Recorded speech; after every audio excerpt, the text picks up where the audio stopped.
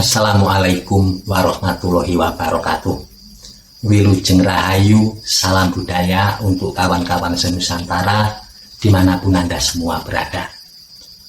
Mimpi di dalam sejarah Islam memiliki tempatnya tersendiri. Bukan hanya dipandang sebagai bunga tidur, namun mimpi dipandang sebagai sesuatu yang memiliki arti dan makna, bahkan membawa pesan khusus bagi siapapun yang mengalaminya. Bahkan beberapa nabi mendapatkan wahyu lewat mimpi yang mereka alami. Dan di dalam Al-Quran ada beberapa mimpi yang diabadikan di dalam kisah para nabi dan juga orang-orang yang terkait dengan nabi tersebut. Lalu mimpi-mimpi apa sajakah yang terdapat di dalam Al-Quran yang dapat kita ambil pelajarannya untuk meningkatkan iman dan ketakwaan kita? Yang pertama, mimpi yang terdapat di dalam surat As-Saffat ayat 99 sampai dengan 111. Di dalam ayat ini dikisahkan Nabi Ibrahim mendapatkan perintah dari Allah Subhanahu wa Ta'ala untuk menyembelih anaknya. Mimpi ini memberikan ujian kepada Nabi Ibrahim di dalam ketakwaannya kepada Allah. Beliau mampu mengorbankan apa yang ada di dunia ini untuk kecintaannya kepada Allah Subhanahu wa Ta'ala. Dari mimpi ini kita mendapatkan hikmah dan pelajaran untuk keimanan dan ketakwaan kita kepada Allah Subhanahu wa Ta'ala. Kadangkala kita membutuhkan pengorbanan segala sesuatu yang bersifat keduniawian, entah itu harta benda ataupun pengorbanan-pengorbanan yang lain. Tetapi patut saya ingatkan, kita bukanlah nabi, kita adalah orang biasa.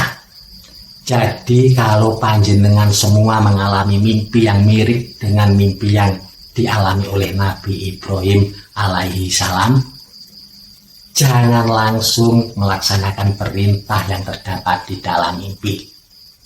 Apalagi kalau perintah tersebut bertentangan dengan hukum agama ataupun hukum pemerintahan, atau kalau perintah tersebut bisa merugikan diri sendiri, dan mungkin saja perintah-perintah yang tidak masuk di akal.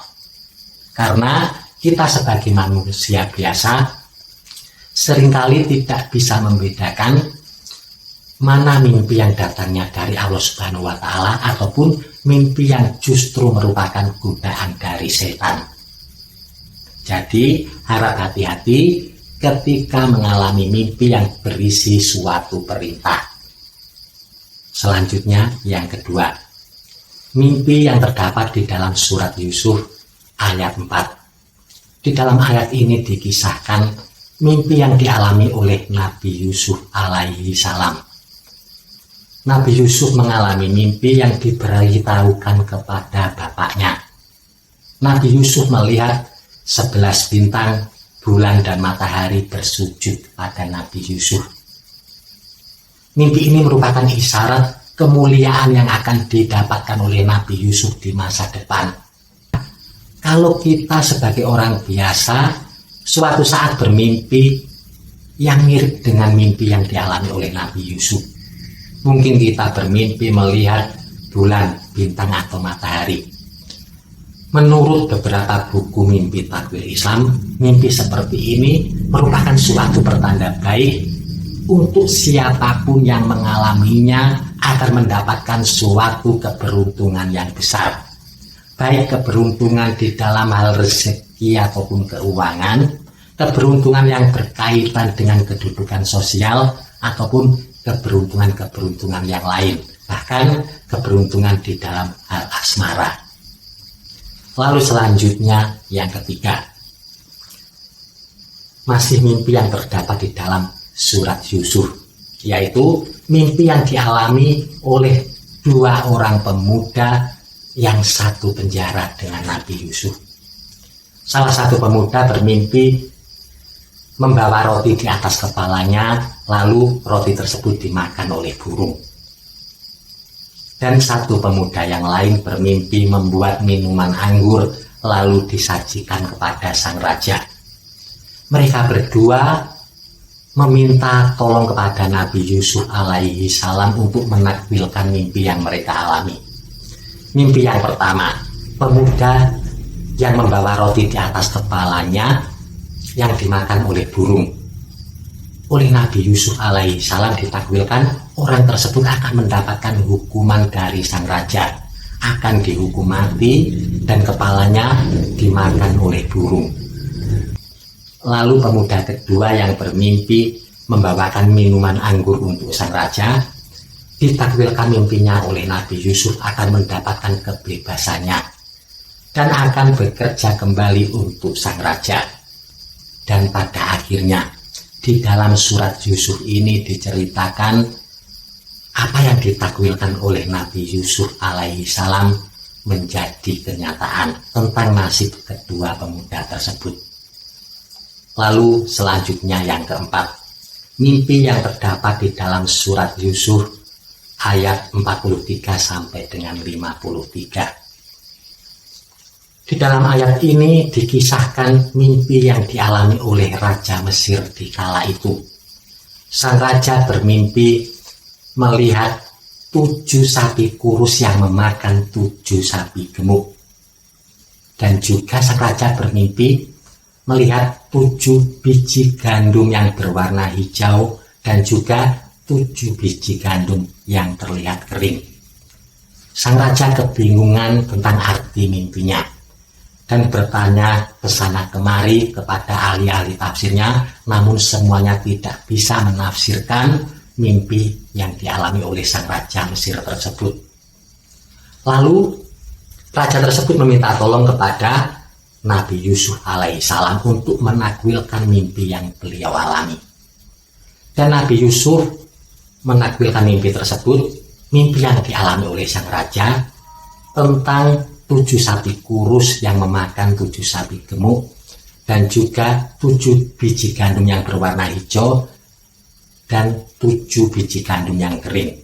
Mimpi ini ditakwilkan akan datangnya 7 tahun masa paceklik.